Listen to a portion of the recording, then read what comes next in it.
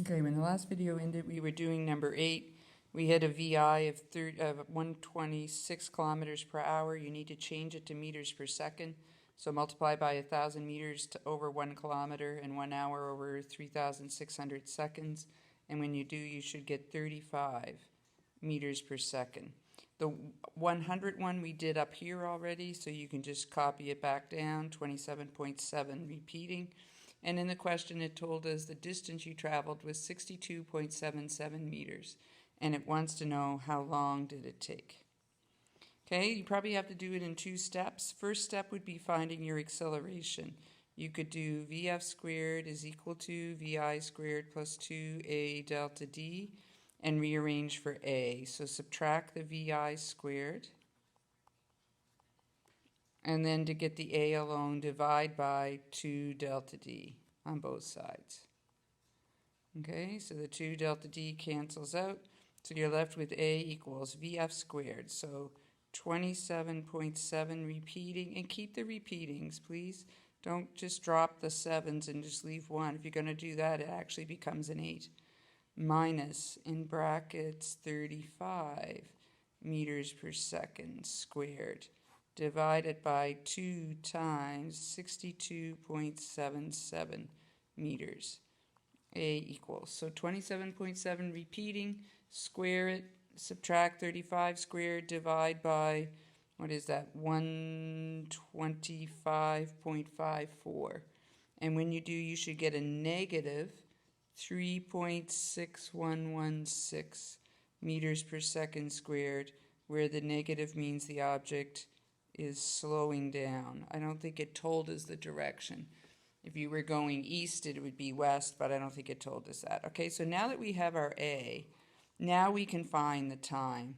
You have a couple of options. You could do delta D is equal to VI delta T plus 1/2 A delta T squared, because you have everything but the T now, but that's going to result in a quadratic because the VI isn't going to 0. So I would suggest you go an easier route and do A equals VF minus VI over delta T. So delta T will equal Vf minus Vi over A. So delta T will equal 27.7 repeating meters per second minus 35 meters per second over negative 3.6116 meters per second squared. And when you do this, you should get a delta T really close to 2. I think if you don't round it all, it's 1.9998 seconds. Okay? All right. The other question I asked you to do was example 1 on this sheet. And with some of you, we started it, and with some of you, we didn't. So I'm going to start it anew. And so we're moving into questions that now have multiple parts. And so the first trick is to figure out how many parts, and the second trick is to write down your givens in the parts, okay? So reading the question, an object starts from rest, accelerates at a rate of 3 meters per second squared for 6 seconds, then travels at this speed for 10 seconds, then slows down at a rate of 5 meters per second squared until it stops. Okay, so you might want to take a second and reread it. And as you do, ask yourself, how many parts are there? The answer is there's 3. There's speeding up, there's constant speed,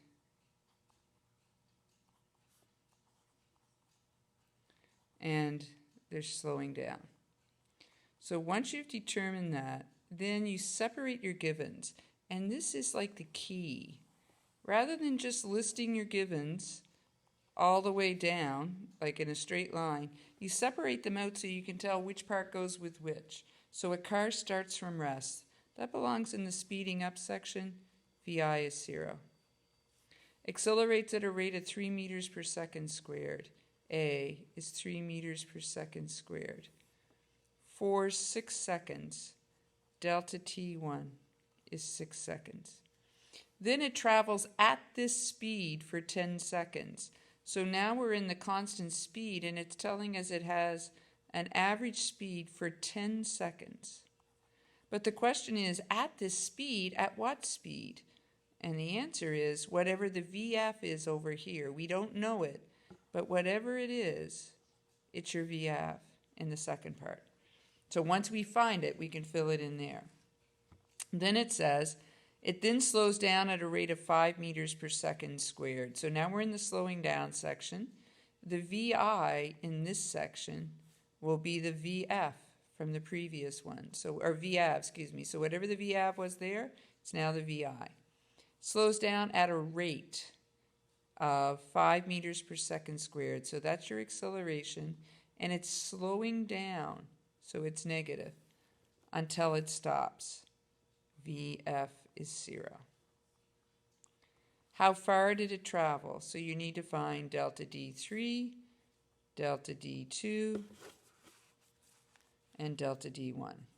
Okay? So now you have all your stuff listed. Now you can just solve.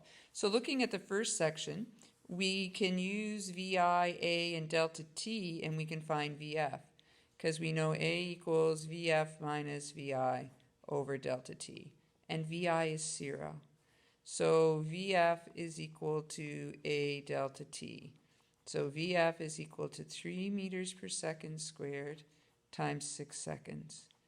VF is equal to 18 meters per second, which means VAV is equal to 18 meters per second, which means VI over here is 18 meters per second.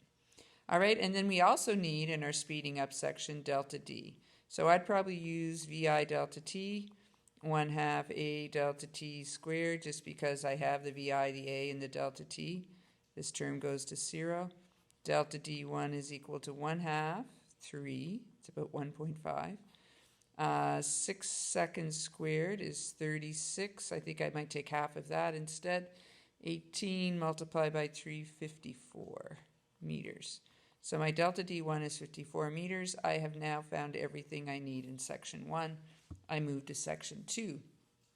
This one, I want delta D. I have a VAV and a delta T, so I can do VAV equals delta D over delta T. So delta D2 will equal VAV times delta T2. So delta D2 equals 18 meters per second times 10 seconds. Delta D2 equals 180 meters. And that's it for this section. So now I go to the slowing down section. I need D3. I have a VI, an A, and a VF. So I could do VF squared is equal to VI squared plus 2A delta D, and rearrange for delta D. So VF squared minus VI squared equals 2A delta D, and then divide both sides by the 2A. So delta D3 will equal VF squared minus VI squared over 2A. The VF is 0, so this term disappears. So it's negative brackets 18 meters per second squared over 2 times negative 5. Whoops, put the 5 in the wrong spot. Or the negative, excuse me, in the wrong spot. Okay, 2 times negative 5 is negative 10. 18 squared, 3, 18 squared, 34.2? 32.4. I really can read numbers, I swear. 32.4 meters. That's my D3. Question wants to know how far in total. So you have a D1, a D2, and a D3. Add them up. D total is equal to D1 plus D2 plus D3. And if you add these up, you should get a D total of 266.4 meters. Okay? So notice, we broke up we figured out how many parts. We broke up our givens, putting them under the correct parts. Then we solved one section at a time, looking at what connects one section to the next. And it's often the speed that does that. Okay? All right, that's example number 1. In the next video, I'm going to do a couple more of these examples with you, so stay tuned.